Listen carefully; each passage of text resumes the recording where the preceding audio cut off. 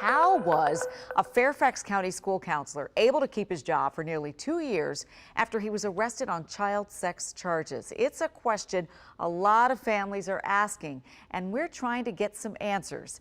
John Henry continues our coverage on this issue tonight. And John, you're getting a little bit more clarity on what happened following this counselor's arrest. So what do we know? Yes, that's right, Leslie. Chesterfield Police Chief Jeffrey Katz said his department made a good faith effort to alert Fairfax School's former superintendent that recently fired middle school counselor Darren Thompson had been arrested for a sex crime against a minor in 2020. But Katz also admitted on a Facebook post today that effort did not work.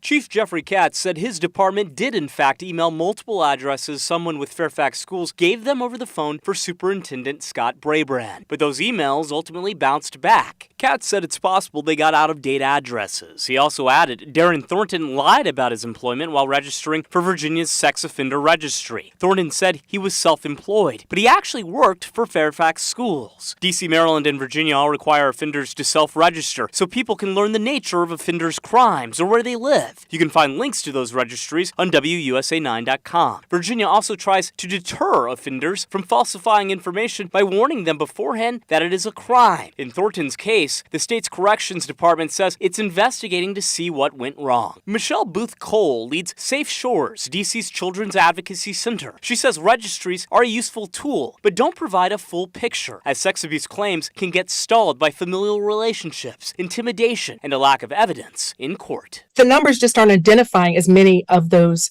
offenders or perpetrators as actually exist.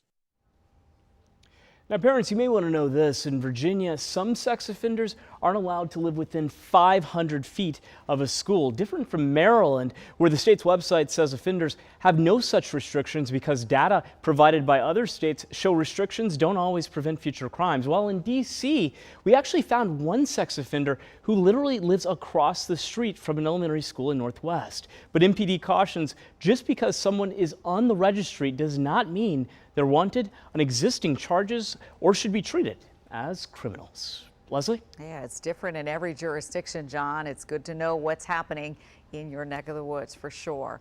All right.